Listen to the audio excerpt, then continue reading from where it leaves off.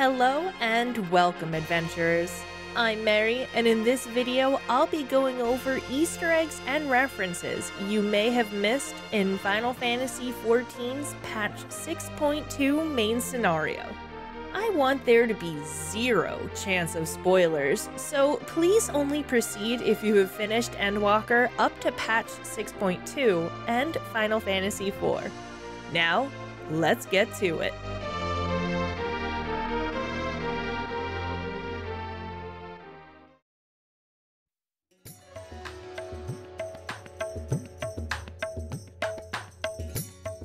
The story starts back up with the completion of both the warding scales and the artificial Atmos. Cid and our friends from Garland Ironworks come to deliver the scales personally. If you finished the Omega Raid series, Cid has an extra piece of dialogue here when Varshan thanks him for his work on the warding scales. Cid mentions how Midgardsormr helped them in the interdimensional rift, and that he's glad to be able to help one of his children. Cid also teases Nero, saying he knows better than anyone that you need all the help you can get in the void, alluding to Nero nearly fully succumbing to the darkness of the 13th in the Crystal Tower series.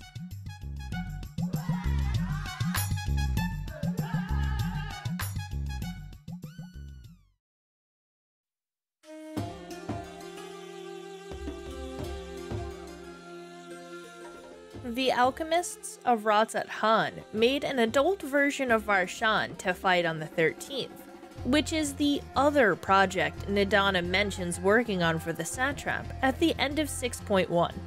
I think this is also a soft reference to Rydia starting out as a child in Cecil's party, and then returning as an adult later on in Final Fantasy IV, but I'll go more into that in my upcoming speculation video, since I think they're setting Varshan up for some more Rydia parallels. Not to be outdone, Y'shtola hands us a gift from the Loporrits, the Crystal of Light Hydaelyn gave us to track down Meteion. This comes in handy later. The artificial Atmos expands the Void Gate, and we step through to begin our second journey to the 13th. The fall through the empty is reminiscent of our journey to the first, with the shard that is the 13th pulsing with darkness, where the first was blindingly bright. We emerge inside the Fell Court of Troia.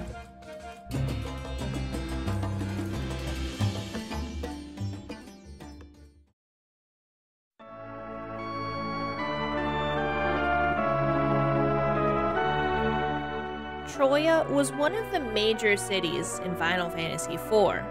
It was the home of the Earth Crystal, which blessed Troia with plentiful rivers and lush plant life. The music that plays in the dungeon is called Troyan Beauty, and is the music that played in Troia Keep.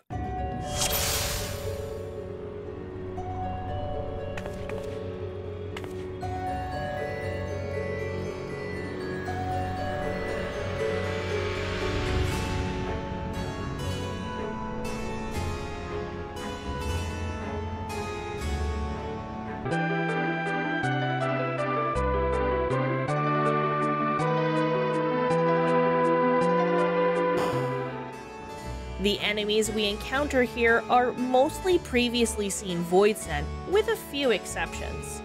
The Troyan sentries are a version of a recurring Final Fantasy enemy, the Searcher, whose first entry into the series was in Final Fantasy IV.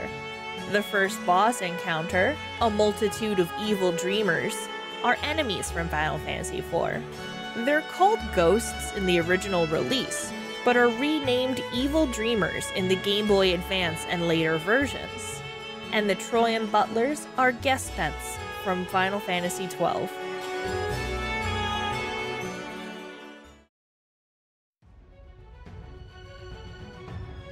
On our way to the second boss, we come across a painting of what appears to be the Lady of the Castle before she became a Voidsent. This painting bears a striking resemblance to the crest of Troia, pictured in the game manual of Final Fantasy IV. In the next room, we find 4 Troyan hounds. The way they're standing is similar to the 4 dog-like statues that flanked the bridge into Troya Keep. The area right before the second boss has an open circular area with a platform in the center, reminiscent of the chamber that housed the Earth Crystal. As we make our way to the final boss, if you're using trusts, Y'shtola mentions sensing something sinister in the air, a callback to Tella's line in Final Fantasy IV before Scarmiglione appears. Scarmiglione is our first encounter with Golbez's elemental archfiends. In his intro screen, his title is Blighted Despot, which is what he calls himself in the 3D remake. He resembles Amano's artwork and wields the sword depicted in it. The area where we fight him is called the Garden of the Epips. The Epips were the name of the 8 sister clerics who ruled Troya. The battle music is called Battle 2 and is the song that plays for most bosses in Final Fantasy IV.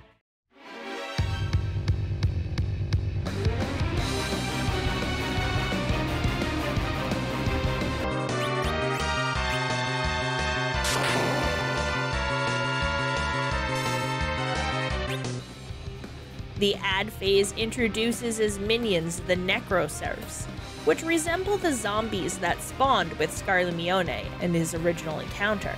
He occasionally uses an area-wide AoE ability called Cursed Echo, a callback to his Cursed Elegy or Song of Curse move in Final Fantasy IV. The minion that can drop from the final chest is Scarmiglione's sprite in his first battle with Cecil.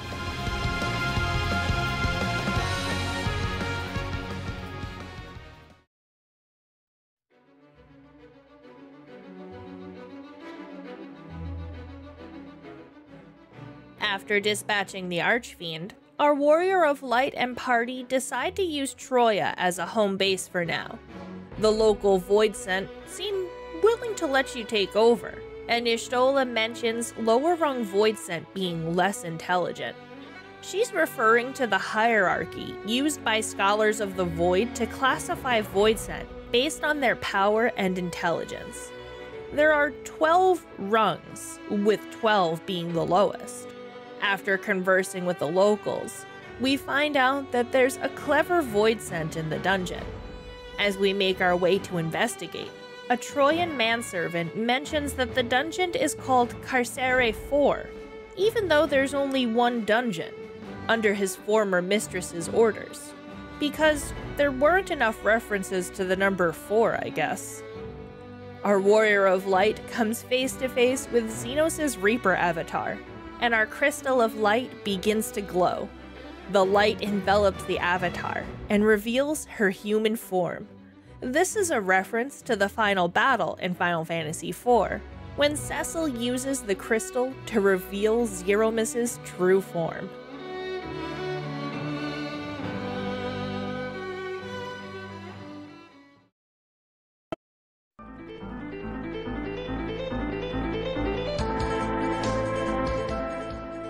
The Voidsent agrees to tell us about the 13th in exchange for Aether.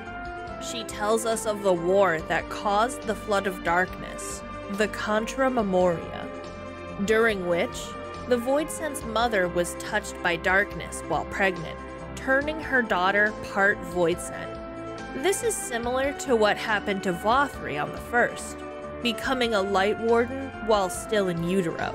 Y'shtola gives her the name Zero, leaving her true name a mystery for now. Zero is a reference to Zeromus, the final boss of Final Fantasy IV. A swirling cloud of darkness watches us from afar and makes a hiss, prompting Varshan to ask Estinian if he said something. A similar scene plays out as Cecil makes his way through Mount Ordeals in the 3D remake of Final Fantasy IV.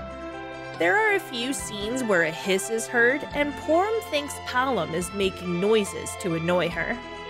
The party decides to take their discussion indoors, and are surprised attacked by a reformed Scarmiglione. This happened to Cecil and his group at Mount Ordeals after defeating Scarmiglione's first encounter. After a few rounds of the Archfiend showing off his regeneration skills, Zero joins the battle to showcase her ability to turn Voidsent into crystals, called Memoria.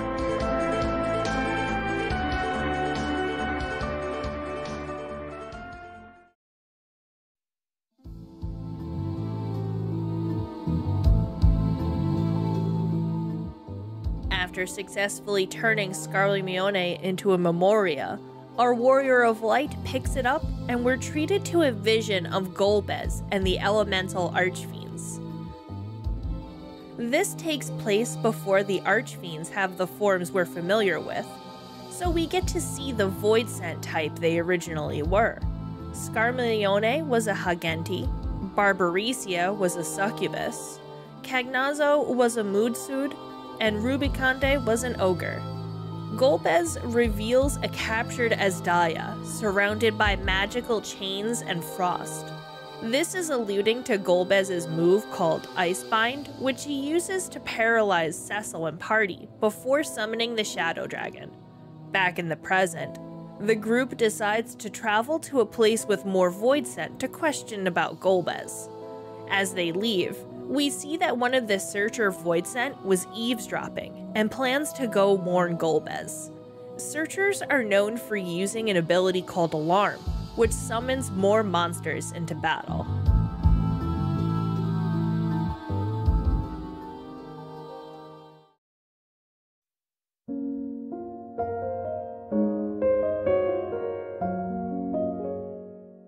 Our Warrior of Light travels to Zero's domain, and we're greeted by a beautiful piano rendition of Cry and Sorrow from Final Fantasy IV, which has been renamed to Sorrow and Loss. This theme plays during sad scenes in Final Fantasy IV, such as Tella's death scene.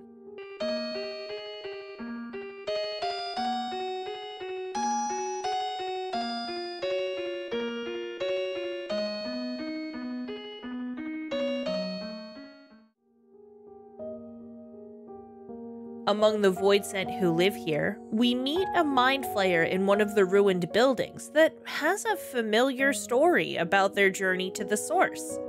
It seems the goldsmith responsible for the female Voidsent minions really did summon a Mind Flayer. Sorry, Ultros. I discussed his story in my 6.1 Easter egg video. I'll leave a link with a timestamp in the description below if you're interested. Another Voidsent mentions being a minion to Scathach. Scathach was one of the bosses in Dunscaith and rivaled the Cloud of Darkness in strength and intelligence. Inquiring about Golbez gives us a possible lead, a former minion of Barbaricia named Farfarello. Farfarello were enemies found in the interdimensional rift in Final Fantasy V. We instead find that he has been consumed by his fellow Voidsent, Ciriato. While Ciriato hasn't been in a Final Fantasy before, he does share a common origin. Scarmiglione, Barbaricia, Cagnazzo, Rubicante, Farfarello, and Ciriato were all demons portrayed in Dante Alighieri's Inferno. They were all part of the Malebranche, which guard the 5th trench of the 8th circle of hell.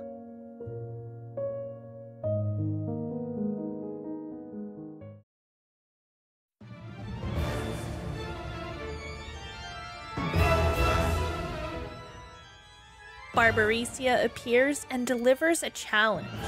If we want more information about Asdaya, come to her domain. Istinian delivers his new cane line from the trailer. You're not the only ones who can ride the wind. While the rest of our group pave the way for our Warrior of Light. An amazing rendition of Battle with the Four Fiends from Final Fantasy IV plays. Seriously, Soken outdid himself with this one.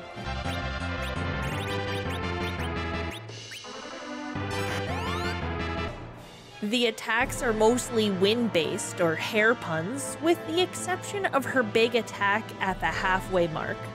She cloaks herself in her iconic tornado from Final Fantasy IV, and leaps into the air for a punch attack called katabasis. A katabasis in Greek mythology is a hero's journey to the underworld. Is this referring to Barbaricia's namesake being a demon in hell, or our Warrior of Light's journey to the hellish landscape of the 13th? I'll leave that for you to decide.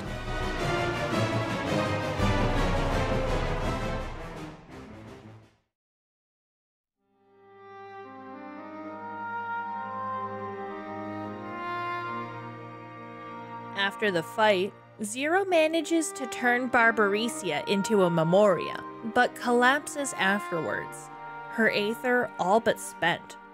Our party takes her with us to the source to recover. Upon regaining consciousness, Zero wonders if her unfamiliar surroundings are an inn. Inns are a staple in the Final Fantasy franchise. Staying in one restores a party member's HP and MP, and can revive KO'd characters in Final Fantasy III and onward.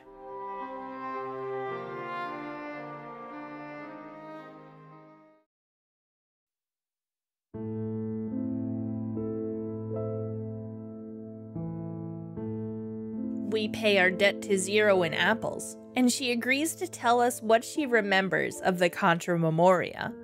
During her flashbacks, the people shown are all wearing the gear from the World of Darkness raid. She also mentions how she escaped becoming a Void Sent in full.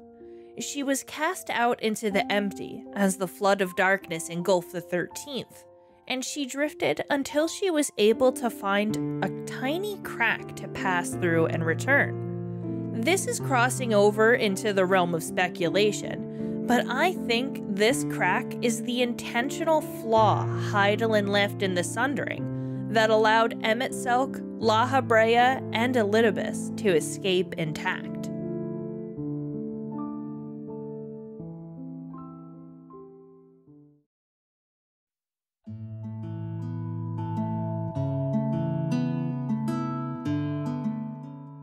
After pledging to try to restore the 13th, we speak with Varshan outside to wrap things up.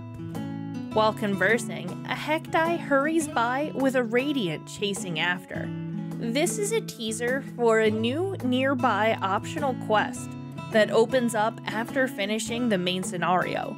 It's called Shadowed Pasts and gives some very interesting backstory to certain characters. Lastly, we see Golbez speaking to his two remaining Archfiends. There's some cryptic foreshadowing going on in this scene, which I'll go over in my next video.